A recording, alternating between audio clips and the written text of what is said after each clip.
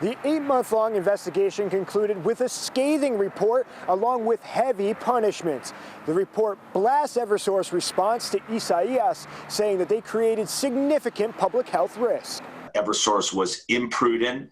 That's the technical term for they blew it and failed us as a state. A strong statement from Attorney General William Tong after reviewing the findings of PURA's 8-month investigation into Eversource and UI's handling of Tropical Storm Isaias. Connecticut's Public Utilities Regulatory Authority concluded Eversource failed to adequately prepare and respond to the storm, while UI underwhelmed but was, quote, marketably better. We will not tolerate either of those utilities operating as a corporation.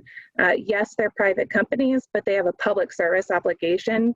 And until they can start demonstrating that they understand that, we will be holding them to account. The investigation was ordered by the governor shortly after the August 4th storm that left more than 1 million people and businesses without power for days during a heat wave and pandemic. PURA considered more than 500 written comments to conclude that the first 48 hours of Eversource's response was a significant risk to public safety. They failed to communicate with the municipalities. How important is it during a storm, big storm, hurricane, to talk to cities and towns so that you can coordinate with their first responders, firefighters, police officers to keep people safe? They failed to do that. As the first round of punishments, PURA issued rate reductions to both Eversource and UI's profitability.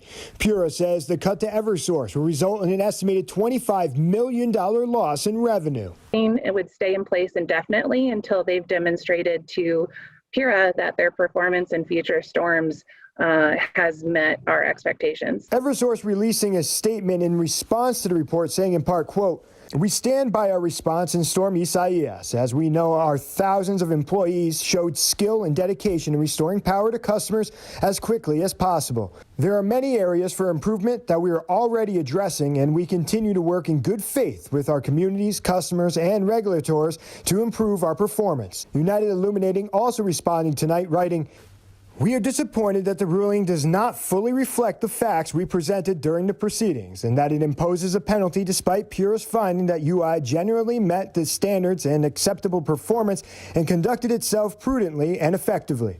Tong says Eversource has a lot of work to do if they want to regain the public trust. Their first obligation is to ratepayers, to all of us, not to their shareholders.